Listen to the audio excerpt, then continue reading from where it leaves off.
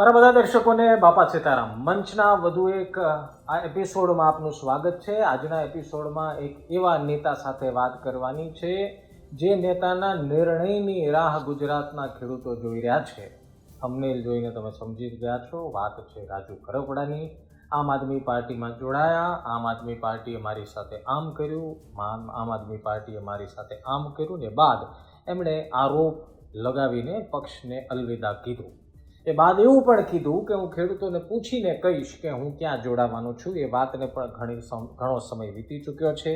સભાઓ સૌરાષ્ટ્રમાં ચાલી રહી છે અને એ વચ્ચે અમને થયું કે રામનવમીનો દિવસ છે અને આજે રાજુ કરપડાને ફાઇનલી પૂછી લઈએ કે રાજુ કરપડા કરવા શું ઈચ્છે છે, ખેડૂતો માટેના શું વિચાર છે ને કયા પક્ષ સાથે એમનો મનમેળ બેસવાનો છે. ઘણા બધા અઘરા સવાલોનો સામનો આજે રાજુ કરપડા કરવાના છે, જેનો કેવો જવાબ આપે છે એ આ ઇન્ટરવ્યૂમાં જોઈ રહ્યા છો. એ ઇન્ટરવ્યૂમાં આપણે જોશું એ પહેલાં આપને કહી દઉં, આપ ગુજરાત તકનો મંચ કાર્યક્રમ જોઈ રહ્યા છો અને મારું નામ છે નિશિત રાજગુરુ.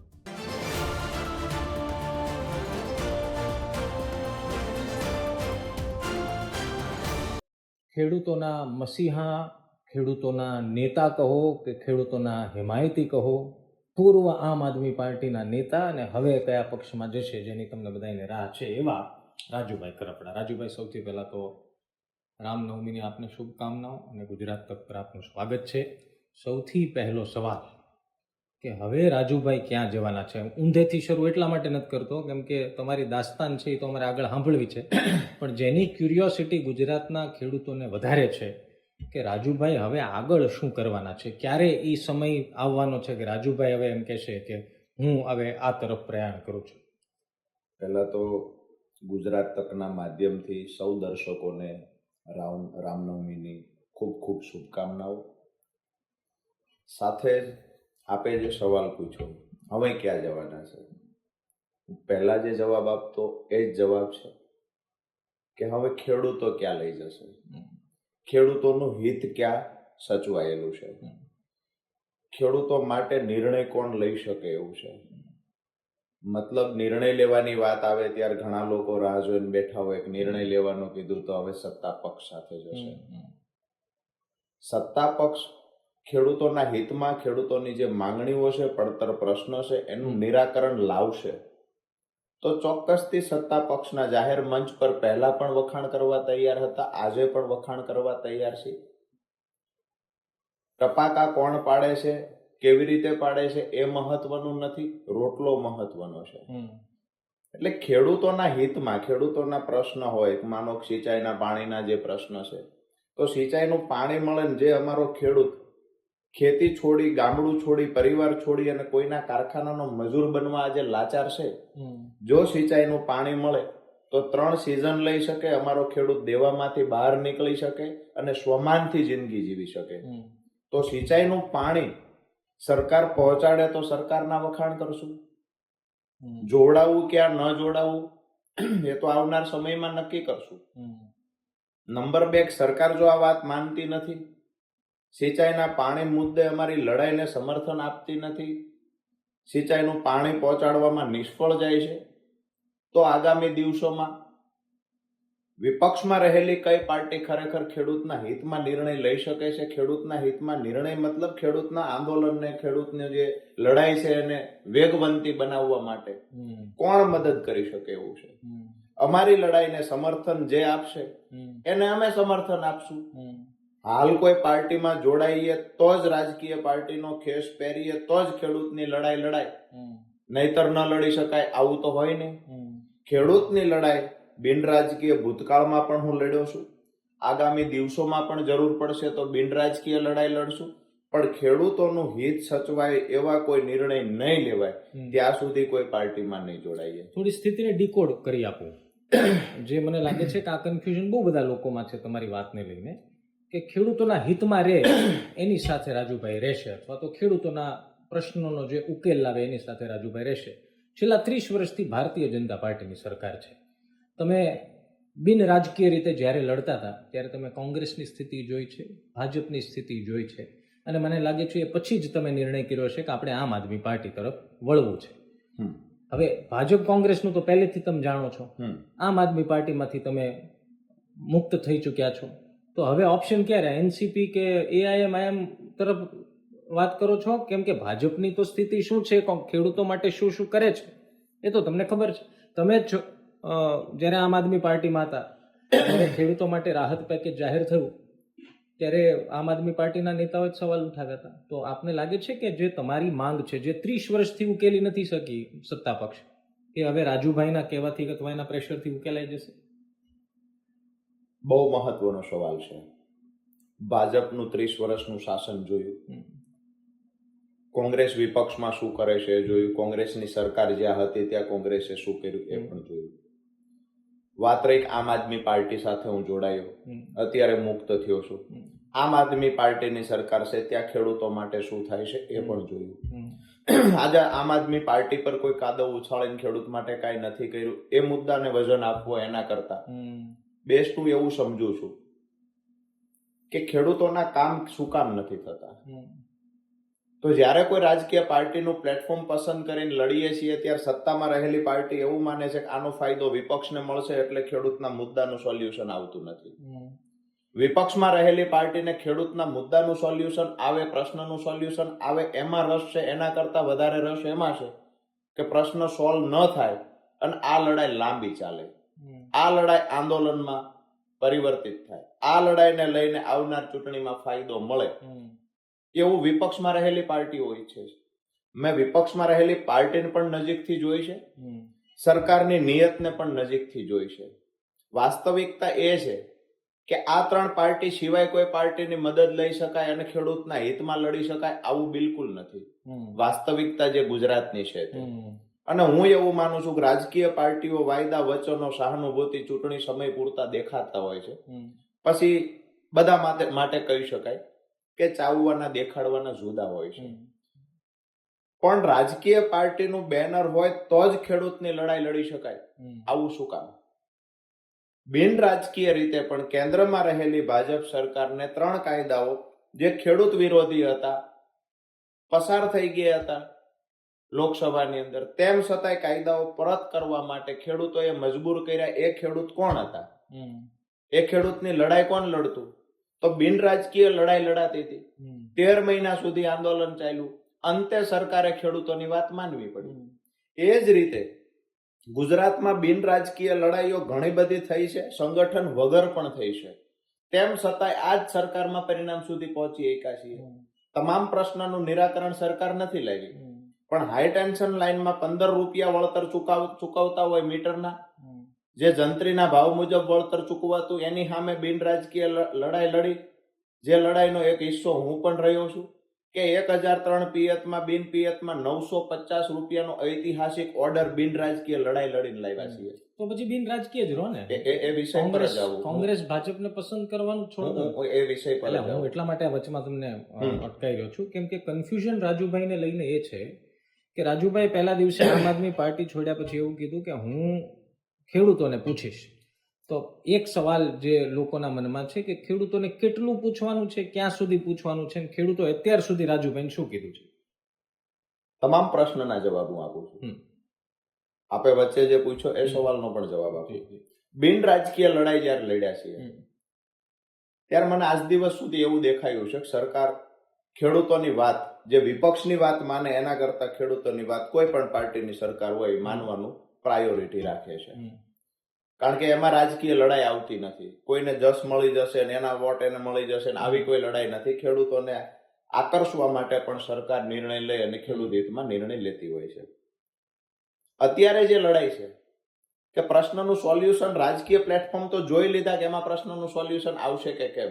તો વિપક્ષમાં રહેલી પાર્ટીઓથી એની સાથે એનો સહયોગ લઈને એક પાર્ટીને તો મેં અનુભવી લીધી.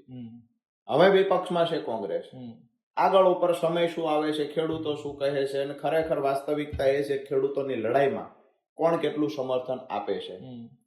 જે પાર્ટી છોડીને હું આવ્યો છું ત્યાં બિલકુલ અપેક્ષા પણ નથી અને આવનાર સમયમાં અપેક્ષા રાખી પણ ન શકાય. મેં ખૂબ નજીકથી જોયું છે, જે ખુલાસાઓ ઘણા બધા હું કરવા નથી માંગતો. મુદ્દાની વાત એ છે કે હું બાકી રહી 2 પાર્ટી, તો ખેડૂત હિતમાં નિર્ણય લેશે સરકાર, જેમાં ભારતીય જનતા પાર્ટી છે. એ નિર્ણય નહીં લે તો અમારી લડાઈને સમર્થન આપશે કોંગ્રેસ.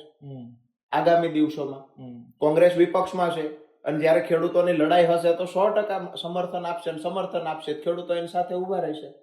ભારતીય જનતા પાર્ટીની સરકાર છે, પ્રશ્નનું નિરાકરણ લાવશે. રાજુ કરપડા ભાજપ સાથે હોય કે ન હોય, જો પ્રશ્ન નિરાકરણ લાવે, જે વિસ્તારમાં સિંચાઈનું પાણી પહોંચાડે એ વિસ્તારના ખેડૂતો 100% એને સમર્થન આપશે. મારા માટે મહત્વનું, હું કોઈ પાર્ટીમાં જાઉં કે ન જાઉં એ મહત્વનું નથી. રાજુ કરપડાના બલિદાન દઈ દેવાથી પણ જો ખેડૂતોનું હિત થતું હોય તો પાર્ટીનો ખેસ માત્ર ને બલિદાન દેવાની પણ તૈયારી છે. માત્ર ખેડૂતના નામે રાજનીતિ કરવાનો વિષય નથી. આજ રાજુ કરપડા ખેડૂતોનું સંગઠન બનાવે છે તો જે પાર્ટીને વાંધો હોય ને એને જડબાતોડ જવાબ આવનાર સમયમાં રાજુ કરપડાને ખેડૂતો આપશે. સંગઠન ખેડૂતોનું બનાવીએ છીએ તો રાજકીય પાર્ટીઓનો વાંધો ન હોવો જોઈએ. રાજકીય પાર્ટીઓએ ખેડૂત જ્યારે બિન રાજકીય રીતે લડાઈ લડે છે, બિન રાજકીય રીતે સંગઠન ઊભું કરે છે, તો મેં તો જાહેર મંચ પરથી ત્યારે પણ કહ્યું હતું કે તમામ પાર્ટીના નેતાઓને અમે આવકારીએ છીએ કે અમારી લડાઈમાં તમે તમારી પાર્ટીનો ખેસ ઘરે મૂકી અમને સમર્થન આપો. તમામ પાર્ટીઓને અમે કહેલું કે અમે સંગઠન બનાવવા નીકળ્યા છીએ. ખેડૂતોના મતની તમારે જરૂર હોય, ખેડૂત માટે તમને લાગણી હોય તો આ લડાઈમાં તમે સમર્થન આપો. અમે સંગઠન મજબૂત બનાવવા જઈએ છીએ. તો ખરેખર મારો જે 7 દિવસનો પ્રવાસ રહ્યો એમાં ઘણી જગ્યાએ સંસ્થાઓના લોકોએ, આગેવાનોએ સમર્થન આપ્યું છે, સ્વાગત કર્યું છે. ભારતીય જનતા પાર્ટીના કાર્યકર્તાઓએ પણ સ્વાગત કર્યું છે.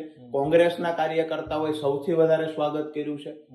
અરે હું તો એ કહું કે એનસીપી ને જેડીયુ ના કાર્યકર્તાઓએ પણ આવીને પોતાની ઓળખ આપીને અમને હાર પહેરાવ્યો છે. પછી આવું જોઈને એવું લાગે કે નવી પાર્ટી બનાવી. હું એ વિષય પર આવું. પાર્ટી તો મારી પાસે એવો કોઈ ઉદ્યોગપતિઓ મારા નજીકના નથી. કાળું નાણું અન્ય રાજ્યમાં મારી પાસે સૌથી મોટું નાણું ખેડૂત છે ને. ખેડૂત નાણું છે, ખેડૂત પાસે મત છે, ખેડૂત પાસે પૈસા નથી અને મતથી સરકાર બનાવી શકાય છે એ વાત 100% છે. પણ જ્યારે રાજકીય પાર્ટીઓ તમામ ભેગી થઈ અને રાજુ કરપડાને પરાસ્ત કરવાની કોશિશ કરતી હોય ત્યારે હું પહેલા સંગઠન બનાવવાની કોશિશ કરું છું.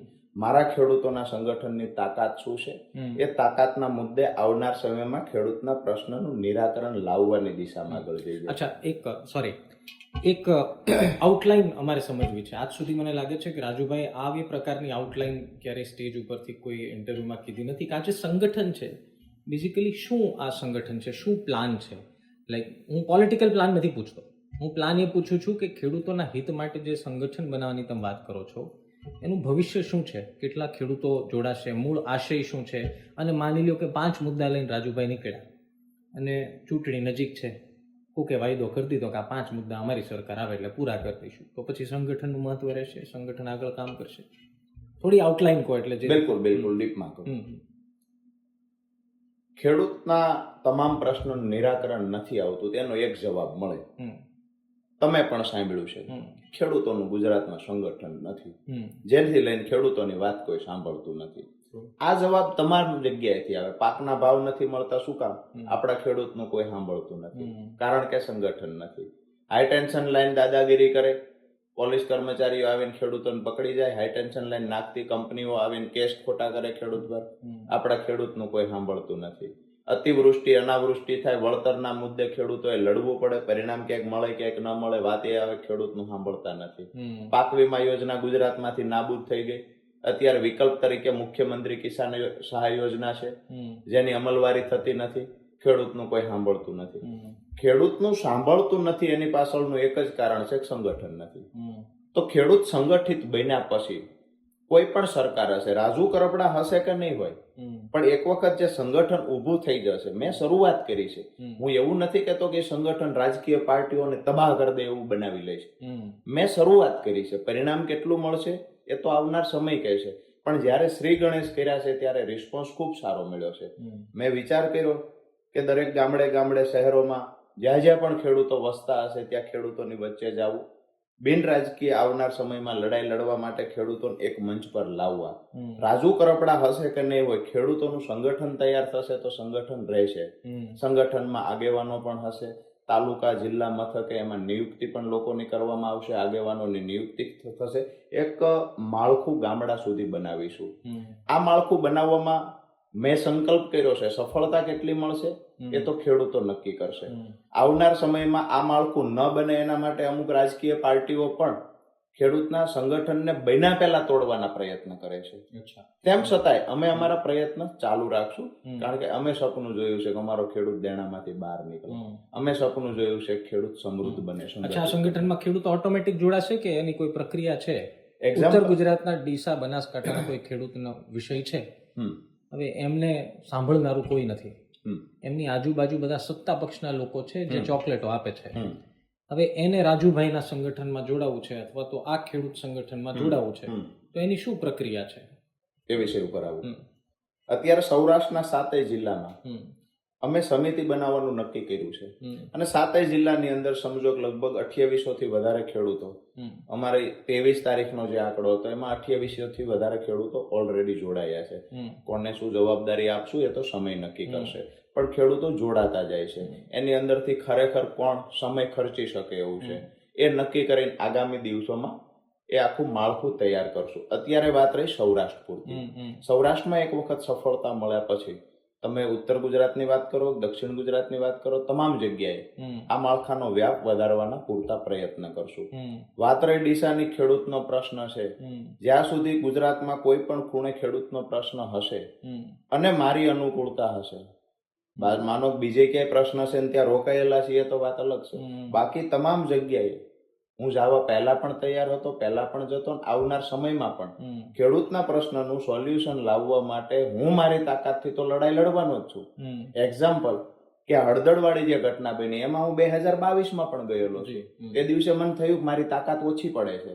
2022માં હું ગયો, 4 કલાક માર્કેટિંગ યાર્ડ એકલાએ બંધ કરાવડાવ્યું હતું. આ જ મુદ્દો હતો, પોલીસ ઉઠાવી ગઈ અને પ્રશ્નનું નિરાકરણ ન આવ્યું. એ દિવસે મન બનાવ્યું કે મારું સંગઠન નબળું પડ્યું છે. તો ફરી વખત મેં બોટાદની આજુબાજુના ગામડાઓમાં અનેક મિટિંગો કરી. એ મિટિંગો કર્યા પછી 10/10/2025ની તારીખ નક્કી કરવામાં આવી. મિટિંગો કર્યા પછી મને થયું કે હવે હું સંગઠિત ખેડૂતોને કરી શકું છું, અને 10 તારીખે હું જઈશ ત્યારે મોટી સંખ્યામાં ખેડૂતો આવશે કે પ્રશાસન દબાવી નહીં શકે.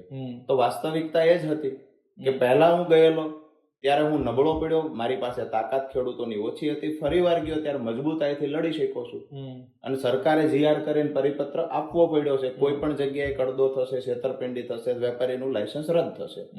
વાત એ છે કે ડીસાના ખેડૂતનો પ્રશ્ન હશે, હું ચોક્કસથી જઈશ, પણ જ્યાં સુધી સંગઠન અમારું નથી બનતું ત્યાં સુધી સ્વાભાવિક છે કે મોટા પ્રશ્ન હશે તેનું સોલ્યુશન હું લાવી શકું એવું ફરજિયાત નથી, પણ એમના માટે લડી શકીશ, કોન્ફિડન્સથી લડી શકીશ. અને એ આવનાર સમય જ્યારે પણ ગુજરાતમાં જે પણ પ્રશ્ન હશે એ લડવું એક ખેડૂત આગેવાન તરીકે ખેડૂતના દીકરે જવાબદારી બને છે, અને જવાબદારી હું પ્રમાણિકતાથી નિભાવતો જઈશ. હવે જે તમારા જવાબમાંથી જે કન્ફ્યુઝન તો ના કહેવાય, પણ જે સવાલ ઉઠી રહ્યો છે કે એક તરફ તમે ખેડૂત સંગઠન બનાવવાની વાત કરી જેમાં 2800 ખેડૂતો ધીરે ધીરે જોડાઈ પણ રહ્યા છે, તો શું લોકોએ એ સમજવાનું કે હવે રાજુભાઈ ખેડૂત સંગઠન તરફ જ આગળ વધશે, કોઈ પક્ષ સાથે જોડાવાના નથી? આ બાબતનો મેં ખુલાસો પહેલા પણ કરેલો છે. જાહેર સભાઓમાં કદાચ ગુજરાતમાં પૂછવા વાળો માણસ રાજુ કરપડા પહેલા કોણ હશે એ મારા કરતા વધારે ઉંમર ધરાવતા લોકોને ખબર હશે. મેં મારી ઉંમરમાં એ નથી જોયું કે કોઈ પણ માણસ પોતાની જે કોઈ રાજકીય પાર્ટીમાં છે, હું ચૂંટણી જીત્યો છું અને કોઈ પાર્ટીમાં જાઉં છું આવું નથી. મેં તો મારાથી જેટલું પણ યોગદાન આપી શકાતું એટલું આમ આદમી પાર્ટી માટે આપ્યું, ખેડૂતો માટે આપ્યું. મને કોઈએ મત આપીને જીતાડ્યો છે અને હું પાર્ટીમાંથી રાજીનામું દઉં છું તો 100% હું ખરાબ છું એવું તો છે નહીં. મારાથી આપી શકાતું એ તમામ મેં પ્રયત્ન કર્યા છે. જ્યારે મને લાગ્યું ખરેખર અહીંયા આ પ્લેટફોર્મ મારા માટે યોગ્ય નથી તો મેં પ્લેટફોર્મ છોડી દીધું છે. હવે હું કોઈ પણ જગ્યાએ જાઉં છું તો હું સ્વતંત્ર છું. સ્વાભાવિક છે કે એટલા માટે મેં કોઈના વોટ લઈને હું ચૂંટણી જીતીને નથી જતો. સંગઠનના પ્લાનની સાથે જશો? એ વાત પર આવું છું. હું ક્યાંય પણ જાવું છે તો સ્વાભાવિક છે કે મને જવું હોય અહીંયા હું સ્વતંત્ર છું. આજે કોઈ એવું કે ગદ્દાર ને લોકડા ને ઢીકડા શું કામ પણ મને કોને મત આપીને જીતાડીને મોકલ્યો છે? મેં તો જેટલા ખેડૂતો માટે કામ કર્યું છે એટલો મને ખેડૂતોએ મોટો કર્યો છે. કોઈ પાર્ટીએ રાજુ કરપડા પાછળ 1 રૂપિયો નથી ખર્ચ્યો. પાર્ટીના નેતાઓને રાજુ કરપડાનો ફોટો બેનરમાં આવે તો એની પીડા અહીંથી છેક સુરત સુધી થતી હતી. એટલે પાર્ટીના નેતાએ રાજુ કરપડાને મોટો નથી કર્યો, રાજુ કરપડાને ખેડૂતોએ મોટો કર્યો હતો એટલે પાર્ટીમાં પ્રદેશમાં જગ્યા મળી હતી. અને આવનાર સમયમાં પણ એ જ ખેડૂતો છે જે રાજુ કરપડાને મોટો કર્યો તે જ ખેડૂતોની વચ્ચે રાજુ કરપડા ફરીવાર ગયો છે. તો વિષય એ છે કે નિર્ણય લેવાનો છે તો શું લેવાનો છે?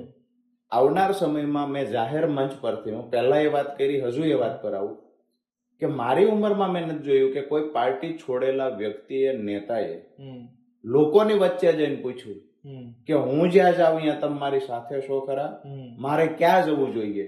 તો મેં આ યાત્રા દરમિયાન 7 જિલ્લાના ખેડૂતોને આ પ્રશ્ન જાહેર મંચ પરથી પૂછ્યો છે. પાર્ટી છોડનાર નેતાની હિંમત પણ નથી હોતી કે જાહેર મંચ પર આવો સવાલ કરી શકે.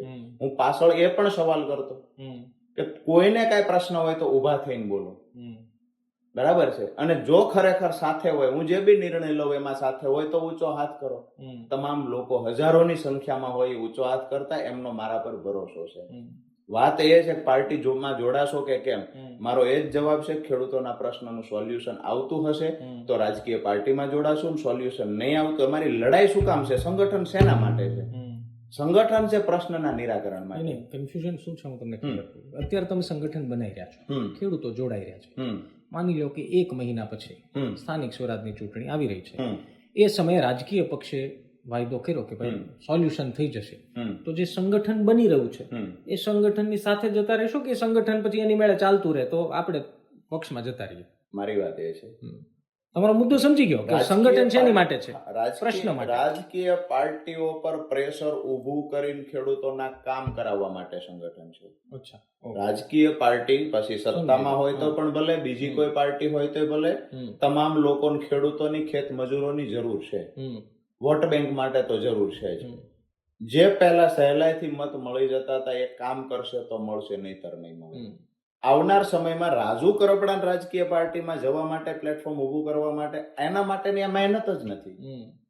નાક દબાવીને મોઢું ખોલાવવા માટેની. નાક દબાઈ ગયું, મોઢું ખુલી ગયું, પછી બિલકુલ ખેડૂતના પ્રશ્નનું સોલ્યુશન આવે તો મેં ખુલીને કીધું છે. વાયદો કરી દીધો પછી વાયદો ને સોલ્યુશન આવતું દેખાવું જોઈએ. માત્ર વાયદો કરી દીધો ને પછી ભૂલી ગયા ને એવી વાત નથી. દેખાવું જોઈએ. પરિણામ આવે પછી. આજે માનો ચોટીલા તાલુકામાં અમારી રજૂઆત લાંબા સમયથી હતી, તો એ નાના નાના કામ થશે ને એનાથી બધું ખેડૂતોને સાથે લઈને જતા રહેશે એવો વિષય નથી. ચોટીલા તાલુકામાં સિંચાઈના પાણીના મુદ્દે રજૂઆત હતી, તો સૈદ્ધાંતિક મંજૂરી મળી છે. 18 થી 19 ગામના તળાવો ભરવાની મંજૂરી મળી છે. સારી બાબત છે. જયારે કામ ચાલુ થઈ જશે, એમ નજર સામે જોઈશું, ત્યારે તે દિવસે વખાણ પણ કરશું. મૂળી તાલુકાની અંદર 25 ગામો માટે કામગીરી ચાલુ થઈ ગઈ છે, બરાબર છે. એટલે 5-25 ગામમાં પાણીની લાઈન નાખી દેશે અને વખાણ કરી લઈશું, બધા ખેડૂતને લઈને જતા રહીશું, એવું નથી. આ પ્રશ્ન આખા સૌરાષ્ટ્રનો છે. આ પ્રશ્ન ગુજરાતના મોટા ભાગના. એનો મતલબ એ થયો કે હજુ નિર્ણય લેવાને ઘણો સમય છે, કેમ કે જ્યાં સુધી પરિણામ નહીં આવે ત્યાં સુધી નિર્ણય. સ્પષ્ટ વાત એ છે, પરિણામમાં સૈદ્ધાંતિક મંજૂરીઓ મળી જાય, કામ ચાલુ થઈ જાય અને દેખાય હા ખરેખર હવે કામ ચાલુ થઈ ગયું. That tax time. બિલકુલ. સંગઠન શેના માટે છે? એટલે જે લોકો એવી રાહ જોઈને બેઠા હોય કે રાજુભાઈ આવતા અઠવાડિયે નિર્ણય લઈ લેશે, એ ખોટું છે. તો બિલકુલ ખોટું છે. એટલે હજી વાર લાગશે. હજુ વાર લાગશે. મેં એ પણ કીધું કે સંગઠન બનાવીએ છીએ રાજકીય પાર્ટીઓ પર પ્રેશર ઊભું કરવા કે અમારા ખેડૂતના કામ નહીં કરો, તો અમારી આ તાકાત છે. અચ્છા, થોડું પોલિટિકલ મુદ્દા પર આવીએ. રાજુભાઈ કરપડા ચૂંટણી લડવાના છે કે નથી લડવાના? હવે એના કરતા ખેડૂતો કહેશે તો હું તમને પૂછું છું, તમારી શું ઈચ્છા છે? એ વાત પર આવું. બિલકુલ ઈચ્છા હોય, કેમ ના હોય. રાજુ કરપડા પણ એક મારી ઉંમર એ નથી થઈ ગઈ કે હું 27 ની ચૂંટણી લડીશ તો જ હું ધારાસભ્ય બની શકું, નહીતર નહીં બની શકું, આવું નથી. પણ એક વાત ચોક્કસ છે કે હું 2022 ની ચૂંટણી લડ્યો છું. મહિના પહેલા નક્કી થયું કે લડવાની છે. પાર્ટીએ કહ્યું તમારી ચૂંટણી લડવાની છે, સર્વેમાં તમારું નામ આવે છે, જ્ઞાતિના સમીકરણ ભલે ન હોય, ખેડૂતો તમારી સાથે છે, અમારો સર્વે છે. હું ચૂંટણી લડ્યો, ખૂબ સારા એવા મત મળ્યા, બીજા નંબર પર રહ્યું. ત્યાં પ્રચાર કરવામાં પણ બીજું અપક્ષ લડતા હોય એવી સ્થિતિમાં તો ચૂંટણી લડતા હતા 2022 ની. કદાચ ગુજરાતમાં સૌથી ઓછો કોઈએ ખર્ચ કર્યો હશે વિધાનસભાની ચૂંટણીમાં તો એમાંય રાજુ કરપડા હશે. તો વિષય એ છે કે એ વખતે લડ્યા છે. 27માં લડીશ કે કેમ એ ખબર નથી, પણ હું રાજકીય પાર્ટીમાં ગમે ત્યારે જવાનો છું અને ચૂંટણી પણ લડવાનો છું. એ ક્લિયર છે. એ ક્લિયર છે. અને ચૂંટણી રાજકીય પાર્ટીમાં ન જવું આવું તો મેં ક્યારેય નથી કીધું. રિઝાઇન આપ્યું મેં એ જ દિવસે કીધું હતું હું કોઈ પણ રાજકીય પાર્ટીમાં જઈશ જ્યાં મને દેખાશે કે અહીંયા ખેડૂતોનું હિત સચવાય અને કોંગ્રેસ કે ભાજપ? હા, કોંગ્રેસ અથવા ભાજપ. બે જ ઓપ્શન છે, એનસીપી જેડી. ગુજરાતમાં બે જ ઓપ્શન છે, કોંગ્રેસ અથવા ભાજપ. આવનાર સમયમાં જ્યાં ખેડૂતોનું હિત સચવાયેલું મને દેખાશે ત્યાં જવા માટે હું સ્વતંત્ર છું. મારા ખેડૂતો પણ આજ મને ઘણા, હું અહીંયા આવતો રસ્તામાં તો મને ફોન આવ્યો ધંધુકાથી કે તમને લઈને રાજુભાઈ અમે પાર્ટીમાં જોડાયા હતા, હવે અમારે શું કરવું જોઈએ. મેં એને ખુલીને કહ્યું છે કે તમારો આત્મા કે એ કરવાનું, રાજુ કરપડા કે એ નથી કરવાનું. હું પાર્ટી છોડી દીધી, તમે છોડી દીધી, આવું નહીં. મને એ લોકો એવું કીધું કે અમે ગામના તમામ લોકો આમ આદમી પાર્ટી છોડી દેવા માંગીએ છીએ. આ તો એક ઉદાહરણ દીધું. એવા ઘણા લોકો છે. હું એ લોકોને હંમેશા કહું છું કે એ વિષય તમારો છે, તમે એમાં સ્વતંત્ર છો. રાજુ કરપડા ગયો ત્યાં તમારે જવું જરૂરી નથી. એટલે આવનાર સમયમાં પણ હું એ લોકો જયારે આવ્યા ત્યારે તમે એવો જવાબ નહીં આપ્યો ને કે તમે સ્વતંત્ર છો? તમને જોઈને જ આવ્યા હતા. હવે જયારે એમને કોઈ નિર્ણય લેવો છે ત્યારે તમે એવું કહી દીધું કે તમે સ્વતંત્ર છો, તો તમે તો હાથ મૂકી દીધો. તમને લાગે છે એવા લોકો તમને ગદ્દાર કે એવું સોશિયલ મીડિયામાં કહે છે? સોશિયલ મીડિયામાં ગદ્દાર કહેવા વાળા ભાડુતી લોકો છે અને આમ આદમી પાર્ટીએ રાખેલા લોકો છે, બાકી કોઈ નથી કહેતું. આ યાત્રાને પણ મને તો દુઃખ એ વાતનું છે કે ખેડૂતને સંગઠિત બનાવવા માટેની મેં યાત્રા કાઢી છે, એમાં ખોટું શું કર્યું છે? હું તો ખેડૂતોને એક મંચ પર લાવું છું. મેં એવું નથી કીધું કે તમે અહીંયા મત આપો, મેં એવું નથી કીધું હું ચૂંટણી લડું છું મને મત આપવા આપો, મેં એવું નથી કીધું ફલાણી પાર્ટીને. તમે સ્ટેજ ઉપરથી આમ આદમી પાર્ટીની ઉપર બોલો પછી આમ આદમી પાર્ટીને મત નહીં જ આપે નહીં તો હવે રાજકીય ખેડૂતો કઈ સ્માર્ટ હે ને? ખેડૂતો એ વાત પર આવું કે આ યાત્રા મેં કાઢવાનો જાહેરાત કરી, એનો સૌથી પહેલો વાંધો કોને લીધો? તો આમ આદમી પાર્ટીએ લીધો. મારું એ જ વાત છે કે અમારું ખેડૂતનું સંગઠન બને, વાંધો આમ આદમી પાર્ટીને શું કામ છે? મારે એની વિરુદ્ધમાં કાંઈ નથી બોલવું, માત્ર આમ આદમી પાર્ટી મને ટાર્ગેટ કરીને બોલે છે તો એના જવાબ હું આપું છું.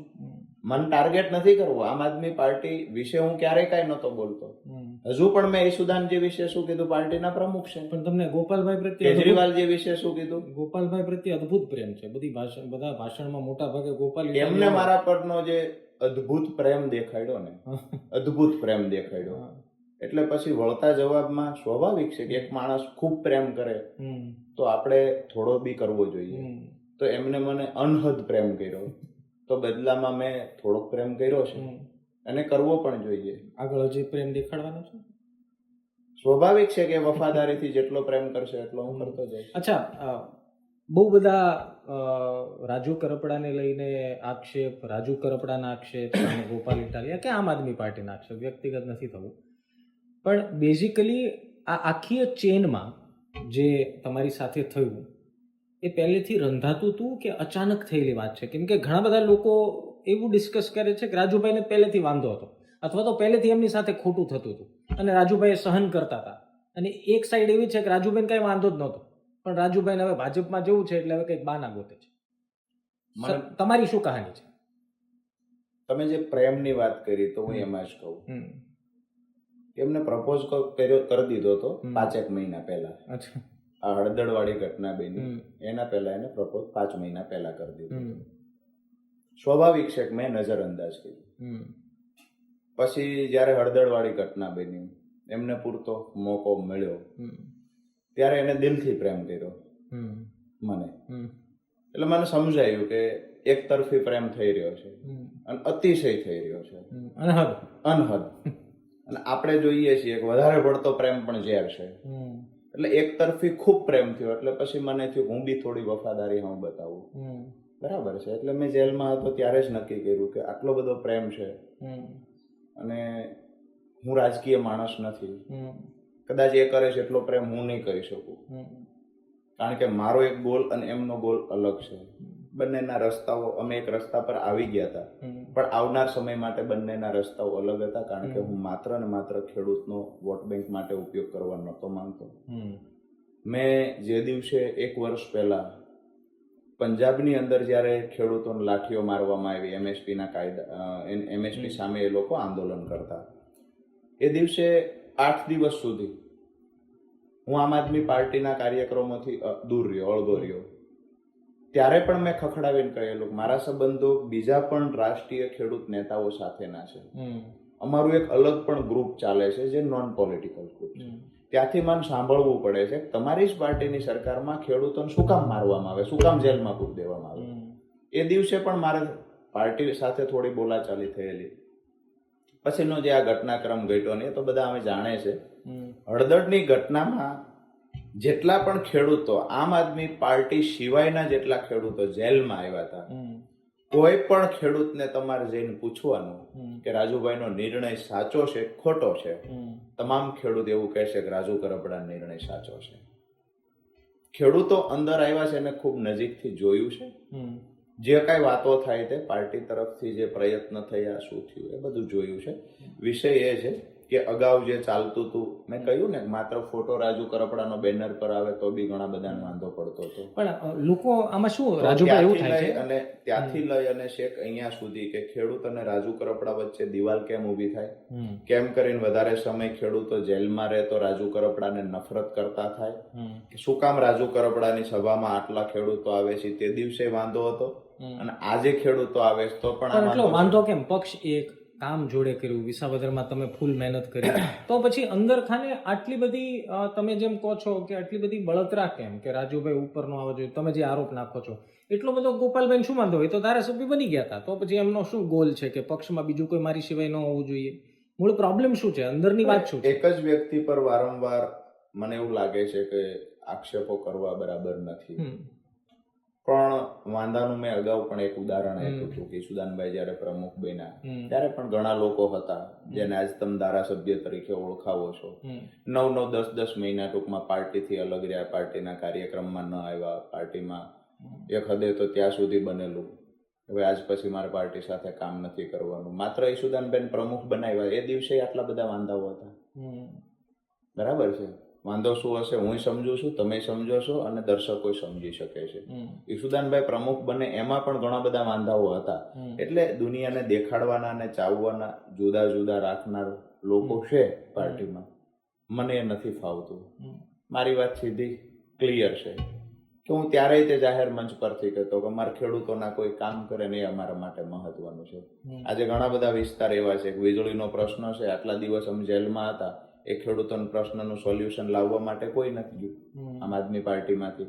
આજે ખેડૂત નેતા બનવાની અને બનાવવાની વાતો થાય છે, ખેડૂતોના પ્રશ્નનું સોલ્યુશન લાવવા કોણ ગયું? આ અત્યારે માવઠું થયું, આમ આદમી પાર્ટીએ ક્યારે રજૂઆત કરી? હું રેલીને વચ્ચે મૂકી અને અમરેલી જિલ્લા કલેક્ટરને મળવા બીજા જ દિવસે સવારે પહોંચ્યો હતો.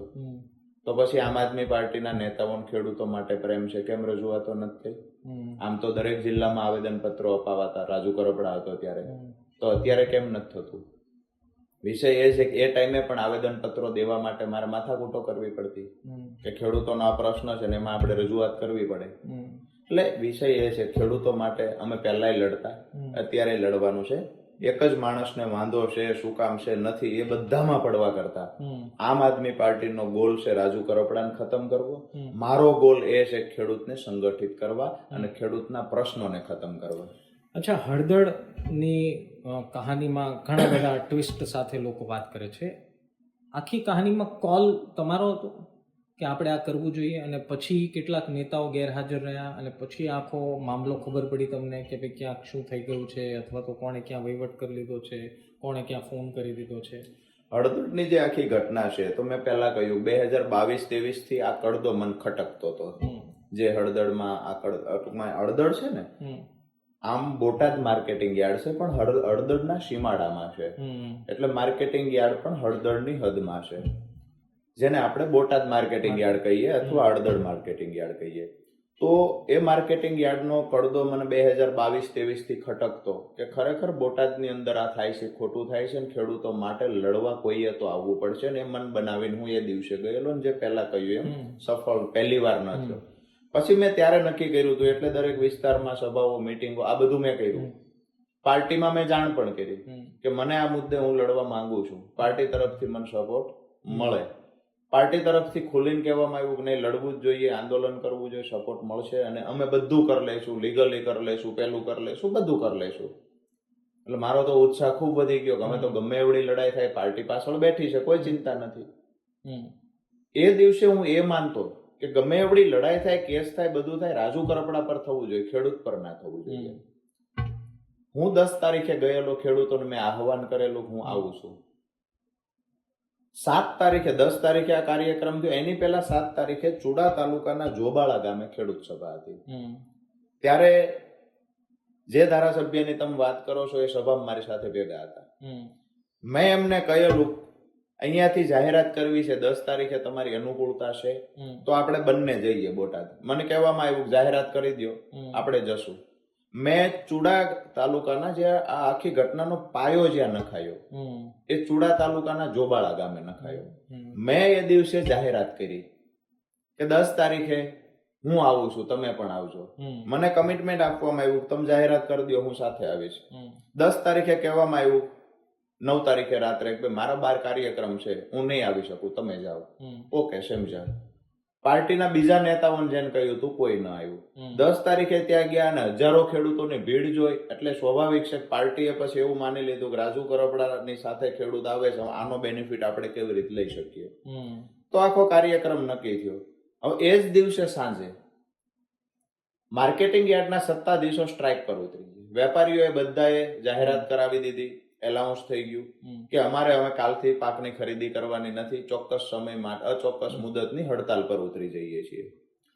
એટલે મેં નક્કી કર્યું ખરેખર હડતાલ પર ઉતરી ગયા છે. ઉપર દિવાળીનો તહેવાર છે, ખેડૂતો પાક વેચવા ક્યાં જશે ને આપણે યાર્ડમાં અત્યારે અનશન પર બેઠીએ છીએ, આ સમય યોગ્ય નથી એમ. અને જ્યારે આ લોકો હડતાલ સમેટી લેશે અને વેપારની ખરીદી ચાલુ કરશે ત્યારે ફરી વાર આવશું.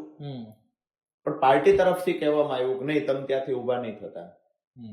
પછીથી જે મેનેજ થતું હતું, પછીથી જે સૂચનાઓ આવતી એ ત્યાંથી આવતી. અહીંયા સુધી પહોંચ્યો ત્યાં સુધી મારા નિર્ણયો. ત્યાર પછી કહેવામાં આવ્યું કે નહીં, લડાઈ ચાલુ રાખો, ઉભા નહીં થવું. મને સમજાણું નહીં. મેં કીધું કાંઈ વાંધો નહીં. એટલે મને કહેવામાં આવ્યું તમે જાહેરાત કરી દો, જે ધારાસભ્યને તમે નામ દીધું એ ધારાસભ્ય આવશે, પ્રદેશ પ્રમુખ આવશે, ફલાણા લોકડા ઢીકડા બધા નેતાઓ આવશે. મેં કીધું ઓકે.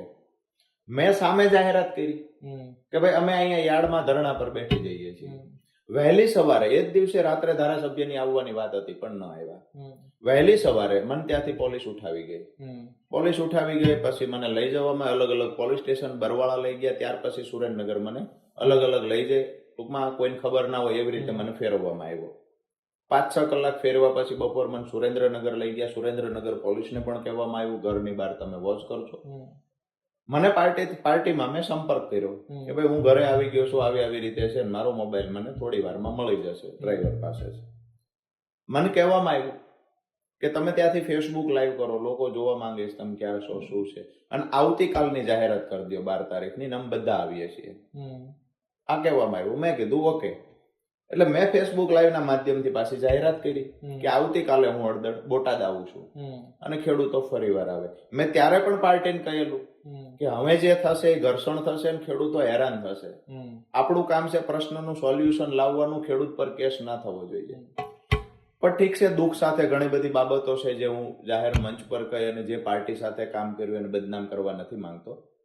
પણ ત્યાંથી મને નહોતું ગમતું, તેમ છતાં અમુક સ્ટ્રેટેજી તૈયાર થઈ રહી હતી કે જે થાય છે એ થવા દો. જેમ કે જે થાય છે, કેસ થશે તો બેનિફિટ મળશે, ખેડૂત જેલમાં જશે તો બેનિફિટ મળશે, વગેરે વગેરે જે થાય છે એનાથી પણ ઘણું આગળ હતું. પણ ભગવાનની માતાજીની કૃપા રહી કે એટલી હદ સુધી ના પહોંચ્યું. સહાનુભૂતિનો લાભ લેવા માટે થઈ અને કોઈ રાજકીય પાર્ટી ખેડૂતને જેલમાં નાખવા માંગે, કોઈને દંડા પાડવા માંગે, કોઈ ખેડૂતની હત્યા થઈ જાય ત્યાં સુધી જો પોલિટિકલી ગેમ થાય તો હું એવું માનું છું કે એવી રાજકીય પાર્ટીઓને લાત મારીને કહેવું જોઈએ કે હું ખેડૂતના દીકરા તરીકે તમારી સાથે નથી ઉભો. એટલે એ દિવસથી થોડી નફરતો ચાલુ થયેલી. પણ ઠીક છે, વફાદાર પાર્ટીના સૈનિક તરીકે મેં કામ કર્યું. એ જ દિવસે 11 તારીખે જે 12 તારીખે મારી જવાની જાહેરાત થઈ ગઈ, બધાએ આવવાની તૈયારી દર્શાવી અને ધારાસભ્ય 11 તારીખે મારતી આવ્યા. ધારાસભ્ય સુરેન્દ્રનગર આવ્યા. સુરેન્દ્રનગર એટલા માટે આવ્યા કે 12 તારીખે બોટાદ નહોતા આવવા ઈચ્છતા. હવે એમનો 12 તારીખે સાંજે રાજકોટ કાર્યક્રમ હતો તો બોટાદ તો સવારમાં આવી શકતા હતા. પણ એમને મને એવું કહ્યું કે તમે બોટાદનો કાર્યક્રમ સાંજના ટાઈમે રાખો. બરાબર છે, એમાં પ્રદેશ પ્રમુખ આવશે, ફલાણા આવશે, પછી કોઈ તકલીફ થાય તો ધારાસભ્ય. મૂળ વાત એ છે કે ધારાસભ્ય આખી ઘટનાથી અલગ રહેવા માંગતા, એટલે ટાઈમ સેટ થતા પાર્ટી નહીં એમના કહેવા પ્રમાણે. મેં પહેલા પણ કહ્યું, હજુ પણ એ મુદ્દાને લઈને બોલીને તો બતાવે, હજુ પણ એ મુદ્દાને લઈને ત્યાં જઈને તો બતાવે. તમે તો ખુલાસો કરો તમારો. પણ હું તો એ જ કહું છું કે ત્યાં સંબંધીઓ જ બધા એમના વેપારીઓ. હજુ હું કહું છું કે બોટાદ માર્કેટિંગ યાર્ડમાં જણસ જે મને તો 6 મહિના પ્રવેશ બંધી છે, નહીતર હું ફરી વાર ગયો હોત. 6 મહિના પ્રવેશ બંધી છે ત્યાં સુધી ધારાસભ્ય તાકાત હોય હમ, તો ત્યાં ખેડૂતો સાથે અન્યાય થાય જ છે. હમ, પોતાની જણસ ત્યાં ઢગલો કરવાની જગ્યાએ ખેડૂતને અધર જગ્યાએ 15 કિલોમીટર 10 કિલોમીટર દૂર ખાલી કરવા જવું પડે છે. હમ, પોતાની જણસ કપાસ હોય ઘઉં હોય જે હશે તે, તો એ યાર્ડના સત્તાધીશોની સામે લડી અને એ જ જગ્યા પર ખેડૂતનો પાક ખાલી થઈ જાય, ખેડૂતને પોતાના ખર્ચે માર્કેટિંગ યાર્ડની બહાર પોતાની જણસ નાખવા ન જવું પડે. આ મુદ્દાને લઈ અને આવનાર સમયમાં રાજુ કરપડાને 6 મહિના પછી લડવાનું છે. હમ. હું માનું છું કે આમ આદમી પાર્ટીના નેતાઓ અને ખેડૂતો માટે પ્રેમ હોય તો લડાઈ ચાલુ કરે. ની સંબંધી કોના છે? તમે કેમ ખુલ્લીને નથી બોલતા? મેં કહ્યું શું કામ વારંવાર એક જ વાત કરીએ? એના કરતા બેટર એ છે તમે કે એ વારંવાર લોકો તો લડવા નથી માંગતા, પણ હું લડવા માંગુ છું, હું લડીશ. મારું મેં સ્પષ્ટ કહ્યું હમ, કે આમ આદમી પાર્ટીના જે ધારાસભ્યની તમે વાત કરો છો હમ, એ ધારાસભ્ય સહિત આમ આદમી પાર્ટીના નેતાઓને કહીએ હમ. કે હળદરની અંદર જે માર્કેટિંગ યાર્ડ બોટાદનું આવેલું છે ત્યાં ખેડૂતો સાથે હજુ કડદા પ્રથા બંધે, હમ, પણ ત્યાં ને ત્યાં જણસ જે ખાલી કરવાની વાત હતી એ નથી થઈ. હમ, ખેડૂતે પોતાની જણસ દૂર એનો એકવાર બોલાઈ ગયા પછી નાખવા જવું પડે છે પોતાના ખર્ચે. હમ, એ બંધ થવી જોઈએ સિસ્ટમ. એ સિસ્ટમની સામે લડવું જોઈએ. હમ. તમારી ચેલેન્જ છે મૂળ. અરે હું તો કહું છું ધારાસભ્યને લડો એ સિસ્ટમની સામે. ખેડૂતો સાથે અન્યાય થાય છે, તમને લાગણી હોય તો ત્યાં જઈને લડો. અને નહીં લડાય, અને કદાચ લડે તો તમે નહીં લડાય. અરે હું સમર્થન આપવા જઈશ, અચ્છા. વખાણ કરીશ, હમ. વખાણ કરીશ. પણ એ નહીં જાય. નહીં જાય. કારણ તમને શું મેં પહેલા જ કહ્યું કે યાર્ડના સત્તાધીશો સાથેના ઘાટા સંબંધો. અચ્છા. યાર્ડના ચેરમેન બદલાઈ જાય, હમ, નજીકમાં હમણાં ચૂંટણી આવે છે, યાર્ડના ચેરમેન બદલાય પછી જશે. જ્યાં સુધી આ ચેરમેન છે ત્યાં સુધી ત્યાં નહીં જાય. આ વેપારીઓ અને ચેરમેનની મિલીભગતથી હમ. ધારાસભ્ય એમની સાથે સંકળાયેલા છે, પાર્ટીઓ થાય છે, ફાર્મ હાઉસમાં મિટિંગો થાય છે, રોકાય છે, બધા ભેગા મળીને પ્રોગ્રામો કરે છે. અચ્છા. દાવા સાથે કહું છું, તાકાત હોય બોટાદ યાર્ડમાં હજુ અન્યાય થાય છે. ખેડૂતોની ખૂબ વાતો કરો છો, હમ. જાઓ અને ત્યાં. એટલા માટે જે 12 તારીખે આવ્યા નહીં. અરે હજુ નહીં જાય. 12 તારીખ છોડો ને, એકે 12 તારીખે નહીં જાય. એકય 12 તારીખે નહીં જાય. અને રાજુ કરપડાને મોનિટરિંગ ઉપરથી કરીને પાછું હું તો 5 વાગે પહોંચવા આવ્યો એ 2 કલાક પહેલા પણ મેં ફોન કર્યો છે કે અહીંયા ખેડૂતો પર કેસ થશે, ઘર્ષણ થાય, માહોલ દેખાય છે, હમ, અહીંયાથી આપણે સમેટી લેવું જોઈએ. ફરીવાર હું એકલો આવીશ અહીં લડવા. હમ, કહેવામાં આવ્યું કે નહીં, તમારે ત્યાંથી જવાનું નથી, તમારે સભા કરવાની જ છે હમ. અને તમારે ત્યાં જ આજે ધરણા પર બેસી જવાનું છે. ભાઈ ત્યાં ધરણા પર બેસો, સ્વાભાવિક હતો કેસ થાય છે. હમ. પણ ઠીક છે, પાર્ટી જે ઈચ્છતી એ એના ફાયદા માટે ઈચ્છતી. અચ્છા, અને કોઈ પણ- હળદરમાં- હું પાછું એ કહું, આમ આદમી પાર્ટી સિવાય કોઈ પણ પાર્ટી હોય આવું જ ઈચ્છે. અચ્છા. માત્ર આમ આદમી પાર્ટી આવું કર્યું એવું નહીં. ટૂંકમાં ખેડૂતોનો ઉપયોગ કરીને. ઉપયોગ થાય એટલે મેં મન બનાવ્યું, ચાલુ આપણી પસેડી હોય એટલી સ્વાડ તણાય, હમ. આપણી તાકાત હોય ને એવડી લડાઈ લડાય. લડાઈ. આમ આદમી પાર્ટી કે ગમ બેઠા છે ને છેલ્લે સુધી બેઠા જ રહે, જ્યાં સુધી જેલમાંથી બહાર ન આવીએ ત્યાં સુધી. એના કરતા પછી આપણે દોષનો ટોપલો નાખીએ કે તમે કાંઈ કર્યું નહીં, હમ, તો ખેડૂતો જ રાજુ કરપડાને જોઈને આવ્યા હતા. એમાં જે આગેવાનો આમ આદમી પાર્ટીના આવ્યા છે હમ, એ પણ છેલ્લા દિવસે આવ્યા. એને ના લડાઈને શું ખબર હતી, એને કડદાની વ્યાખ્યા શું છે એ નહોતી ખબર. હમ. જે આજે ખેડૂત નેતા બનવાની ઘણા બધા વાતોય કરે છે, ઘણું બધું કરે છે. અચ્છા, આ અનુભવ તમારી યારે જ કેમ થયો? પ્રવીણ રામે ભેગા હતા, એમને તો કોઈ વાંધો નથી, એ તો અત્યારના ફૂલ ફ્લેજ. જે હરીફ હોય એની સાથે થાય, હમ, જે હરીફ ન હોય એની સાથે તો કોઈ દિવસ તકલીફ નથી થવાની. ઈસુદાનભાઈ સાથે જ શું કામ 9 મહિના 10 મહિના તકલીફ રહી? હમ, ઈસુદાનભાઈ હરીફ બન્યા, ઈસુદાનભાઈ પ્રમુખ બન્યા. હમ. આવનાર સમયમાં ટૂંકી વાત એ છે કે કેજરીવાલજીની જેટલા નજીક ગયા એટલી તકલીફો વધારે થઈ. અને બીજું કે ગ્રાઉન્ડ પરથી જે ખેડૂતોનો પ્રેમ મન મળતો હમ. એ પાર્ટીના નેતાઓને પણ દેખાતો. અચ્છા, તમે તો પક્ષમાં રહ્યા છો. આ જે તમે વાત કરી કેજરીવાલની નજીક જે તકલીફ થાય, અંદર પ્રોબ્લેમ શું છે? લાઈક હું પહેલો અથવા તો હું ખાસ, હું પ્યારો, એવી કોઈ સિસ્ટમ ચાલે છે? મેં કહ્યું કે મારી ખાનદાની છે, ઘણી બધી સિસ્ટમો ચાલે છે, પણ બધી ખુલ્લી ન બોલવી જોઈએ, કારણ કે હું એક સમયનો ત્યાંનો વફાદાર સૈનિક હતો. સિસ્ટમો ઘણી ચાલે છે, પણ એ વિશે મને નથી લાગતું કે મારે ખુલાસા કરવા જોઈએ. અચ્છા, એક ચર્ચા એવી પણ ચાલી કે જે આમ આદમી પાર્ટીના નેતાઓ છે એમને કોઈને વાંધો નથી, પણ રાજુભાઈને એટલા માટે વાંધો છે કારણ કે રાજુભાઈને પાર્ટીમાં કંઈક સ્થાન જોતું હતું, એ ન મળ્યું, એટલે પ્રદેશ પ્રમુખ રાજુભાઈને બનવું હતું, એવી ચર્ચા એ સમયે ચાલતી હતી. એમાં કોઈ સત્યતા છે? એવી કોઈ ઓફર આવી હતી? પ્રદેશ પ્રમુખ ભવિષ્યમાં બની જશે તો શું? હા, અચ્છા, તકલીફ એ વાતની હતી. તકલીફ એ વાતની હતી, મારે તો બનવાનું જ નહોતું. અચ્છા, પણ તકલીફ તો એ વાતની જ હતી કે અહીંયાથી આ ખૂબ નજીક જઈ રહ્યા છે, ડાયરેક્ટ સંપર્કમાં આવી ગયા છે. તમામ આગામી સમયમાં શું કરવું એમની સાથે ચર્ચાઓ થવાની ચાલુ થઈ છે, તો તકલીફ હતી. અને ઘણા બધા નેતાઓની બિલકુલ ગ્રાઉન્ડ ઉપર લોકોને નફરત છે, પકડ નથી, એ લોકો પણ એવું સમજતા કે આપણો બેનરમાં ફોટો ઘૂસી જવો જોઈએ, આપણે તો ચાણક્ય છીએ, આવા ચાણક્ય અને પાછા એટલે પેલો ફોટો મૂકીને મેં જોયા હમણાં ફોટાઓ, આપના ચાણક્ય. અચ્છા, ચાણક્ય તો કોણ જાણે કેટલી જગ્યાએ જન્મ લીધો હશે. ગુજરાત આપમાં કોઈ ચાણક્ય છે ખરી કે બધા એની રીતે લશ્કર લડે છે? લખે છે ઘણા બધા. અચ્છા, લખે તો છે, દાવો કરે છે. હા, દાવો કરે છે, લખે છે. અને હું દાવો એ કરું છું કે અપક્ષમાં રહીને તાલુકા પંચાયતની એક સીટ જીતીને બતાવે ને તોય વખાણ કરું ચાણક્યના. અચ્છા, અપક્ષમાં રહીને એક સીટ જીતીને બતાવે, અથવા તો જ્ઞાતિનું સમીકરણ છોડી અને ઉત્તર ગુજરાતમાં જઈને આમ આદમી પાર્ટી તરફથી તાલુકા કે જિલ્લા પંચાયતની ચૂંટણી જીતીને બતાવે. નથી થઈ શકતું. અચ્છા, આમ આદમી પાર્ટીની અંદરની વાતો તમે એટલી બધી જાણતા હતા, તમને એટલી બધી તકલીફ હતી, તો પછી પહેલેથી છોડી દેવું હતું? હું કહું છું, પાર્ટીની વાતો આપણે છોડીને આગળ ખેડૂતો માટે શું કરી શકાય એ દિશામાં વિચાર. હું એટલા માટે પૂછું કેમ કે તમે સાથે પાર્ટીમાં તમે કેજરીવાલને ફરિયાદ કેમ ન કરી? મેં કરેલી છે ફરિયાદો, વ્યક્તિગત નામ સાથે ફરિયાદી. હા, કરેલી છે. તો એમણે કઈ કોલ ન લીધો? અરે હું તો એ કહું છું કે મેં ફરિયાદો બી કરેલી છે. હું રાજીનામું આપવાનો હતો એની 24 કલાક પહેલા પાર્ટીના અહીંયાના તમામ નેતાઓને મેં જાણ પણ કરેલી હતી. તો બધા ઈચ્છતા હતા, કોઈનો સિંગલ ફોન એનો તો આવ્યો કે રાજીનામું ન આપો. કોઈ સિંગલ ફોન નહીં. આગલા દિવસ મેં કહેલું, કોઈએ ફોન નથી કર્યો, કોઈએ રોક્યા પણ નથી, કારણ કે ઘણા બધા ઈચ્છતા હતા. અને કેજરીવાલજીને તો મર્યાદા હશે. અરે રાજ્યસભાના એક સાંસદ છે જેની ગુજરાત પ્રવેશ બંધી અહીંના નેતાઓએ કરી દીધી છે. ભૂતકાળમાં ગુજરાતના પ્રભારી રહી ચુક્યા છે, આજે રાષ્ટ્રીય મહામંત્રી છે પાર્ટીના, ગુજરાતમાં પ્રવેશ નથી કરી શકતા. એનું શું કારણ? મેં કહ્યું તો ખરા. કહી દો ને, પૂછી લીધું. નહીં, કારણમાં તો મેં કહ્યું ને. અચ્છા, વાતમાં કહી દો, ફેરવી એટલે માનો કે કોઈ લોકો મજબૂતાઈથી, રાજુ કરપડાની શું હેસિયત એની સામે સમજો કે એ લોકો જો રાજ્યસભાના સાંસદને અહીંયા પ્રવેશ ન કરવા દેતા હોય તો રાજુ કરપડાની ફેવરમાં કેજરીવાલજી શું બાપડા કરી શકે?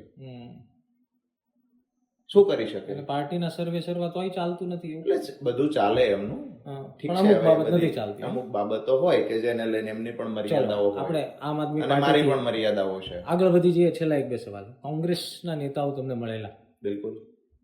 શું ઓફર હતી? કોંગ્રેસના નેતાઓ આમંત્રણ આપવા માટે, કેમ કે તમે તો મને લાગે ભૂતકાળમાં પાલ આંબલિયા સાથે ખેડૂતો મુદ્દે કામ કરેલું છે. પાલભાઈ આજે પણ મારા ખૂબ સારા મિત્ર છે. અને ઓફર તો આપીએ છે, કેમ કે રાજનીતિમાં ઓફર વગર તો ક્યાં કામ ચાલે, તમને તો ખબર છે. સમજો, જયારે આટલા ખેડૂતો સાથે છે અને ખેડૂતોની લડાઈ લાંબા સમયથી લડીએ છીએ તો ઓફર તો આપે, આમંત્રણ આપે. આવનાર સમયમાં શું કરવું શું ન કરવું એ નક્કી કરશું ખેડૂત સાથે મળીને. પણ ઓફરમાં એવી કઈ ખાસ આ કે આ નહીં, પણ તમે આવતા રહ્યો, અમે તમને આમંત્રણ આપીએ છીએ અને જે કાંઈ હશે એ સાથે મળીને લડીશું. ટિકિટની તો ઓફર આપીએ છીએ. ટિકિટની હું માત્ર ટિકિટમાં, તો હું પૂછું છું તમને, ટિકિટથી વેચાઈ જાય એટલો રાજુ કરપડા સસ્તો પણ નથી. વાહ, બરાબર છે. કારણ કે અમારી સાથે જગતના બાપનો સહયોગ છે. અમે છીએ દેવાદાર પણ સોમાન વેચી દઈએ. હા, છીએ જગતના બાપ. દેણાદાર ભલે છીએ જગતના બાપ. અને સોમાન એટલું બધું સસ્તું નથી ખેડૂતોનું કે કોઈ ધારાસભ્ય બનાવી દે ને એમાં વેચાઈ જાય. પછી ભાજપ વિષય એ છે, પ્રશ્ન સોલ્વ થાય એ મહત્વનું છે. ભાજપ કે કોંગ્રેસ ટિકિટ આપે, બીજી ઓફરો કરે, એનાથી વેચાઈ જવા વાળો વિષય એટલા માટે નથી કે અમારી ઉંમર પણ નાની છે અને લડાઈ ખૂબ બાકી છે. અચ્છા, ભાજપની ઓફર? ભાજપે પણ આમંત્રણ આપેલું. હા, સ્વાભાવિક છે કે આમંત્રણ આપે. નિર્ણય આગામી દિવસોમાં જે કરવાનો. ઓફરો કોઈની મીટિંગ. રાજુભાઈના છેલ્લો સવાલ. રાજુભાઈના પ્લાનના પ્રમાણે અત્યારના જે રીતે રાજુભાઈ ખેડૂતોને મળે છે, સભા કરે છે, એ હિસાબથી ક્યારે નિર્ણય આવી શકવાની શક્યતાઓ છે? વિધાનસભાની પહેલા હું ઇલેક્શન એટલા માટે પોઈન્ટ આઉટ કરું છું કારણ કે સામાન્ય રીતે આ બધી વિન્ડો, ટ્રાન્સફર વિન્ડો ત્યારે ખુલે ને વધારે, અહીંથી અહીંયા ઠેકડા મારે ને. તો હવે તમારી શક્યતા, તમારું દિલ શું કે છે? હજી કેટલો સમય લાગશે? કેમ કે હું તમને કહું, જો પછી શું થાય છે રાજુભાઈ, તમને એક એક્ઝામ્પલ આપું. પાટીદાર સમાજના એક ખૂબ મોભી વ્યક્તિ છે. એક ઇલેક્શનમાં એમણે કીધું હતું હું આમાંથી લડીશ, આમાંથી લડીશ, આમાંથી લડીશ, આમાંથી લડીશ. 3 મહિના 4 મહિના કહાની ચલાવીને પછી એકેમાંથી લડ્યા નહીં ને એમના ખાસ ને ભાજપે ટિકિટ આપવી પડી. તમે આવું બધું કંઈક પ્લાન કરી રહ્યા છો તો કહી દો. એટલે લોકો, તમારી પ્રત્યે ખેડૂતોનો પ્રેમ છે એટલે લોકો અમારા કમેન્ટમાં પૂછે કે રાજુભાઈને પૂછજો કે હવે કેટલી વાર છે. મેં કહ્યું હવે ગોળ ગોળ જવાબ નહીં, ખુલ્લા દિલે ખેડૂત જેવો જવાબ આપો. ખુલ્લા દિલે ખેડૂત જેવો જવાબ. આવતીકાલે ખેડૂતના પ્રશ્નનું સોલ્યુશન ભાજપ લાવવા તૈયાર હશે તો ભાજપ સાથે, અને આવનાર ચૂંટણીઓ સુધી ભાજપ ખેડૂતોના પ્રશ્નનું સોલ્યુશન લાવવા તૈયાર નહીં હોય તો વિપક્ષ સાથે અચ્છા, એ સોલ્યુશન જોડાવાની વાત નથી. અમારા ખેડૂતો ખુલીને વિરોધ પણ કરશે અને ખુલીને સમર્થન પણ આપશે. અચ્છા, તો એની માટે તમારે ભાજપને કહેવું તો પડશે ને? બિલકુલ કહેશે. 11 પાનાનું લિસ્ટ માત્ર છે. રાજુ કરપડા એક શું કામ કહેશે? સમિતિઓ બને છે, અમારી ટીમ સાથે મળીને કહેશે. ક્યારે કહેશે એનો એક અંદાજ આપી દે. એક ખેડૂત Approx. તારીખ નથી. Approx એ તો ચૂંટણી પહેલા વિધાનસભા પહેલા, અરે તાલુકા જિલ્લાની ચૂંટણી પહેલા, સ્થાનિક સ્વરાજની પહેલા. એ પહેલા પણ કહી દઈશું. ખૂબ સરસ. એટલે ટૂંકમાં 1-1.5 મહિનામાં કદાચ નિર્ણય આવે એવી શક્યતાઓ છે. પ્રશ્ન જે મુખ્ય છે એ તો 1-1.5 મહિનામાં મૂકી દઈશું સરકાર સામે. આમાં તમે શું કરવા માંગો છો? ઠીક છે. ખૂબ ખૂબ ધન્યવાદ રાજુભાઈ, અમારી સાથે વાતચીત કરવા બદલ. આભાર. રાજુભાઈ કરપડા, ઘણા બધા કડવા અને મીઠા સવાલોના જવાબ રાજુભાઈ ખૂબ સરળતાથી આપ્યા છે. હવે જોવાનું એ છે કે 1-1.5 મહિના એટલે કે સ્થાનિક સ્વરાજ પહેલા આ સમિતિઓ કેવી રીતના રચના થાય છે, રાજુભાઈ કેવી રીતના આગળ વધે છે, સમય કહેશે. બાકી મંચનો આ કાર્યક્રમ ગમ્યો હોય તો કમેન્ટ કરજો. અને બીજું, જતા રાજુભાઈને કઈ સવાલ પૂછવો હોય તો કમેન્ટ લખી નાખજો, હું રાજુભાઈને સવાલ મોકલી દઈશ. એટલે કમેન્ટ જરૂર કરજો. બાકી મળીએ છીએ. ધ્યાન રાખો, મજા કરો. બાપા.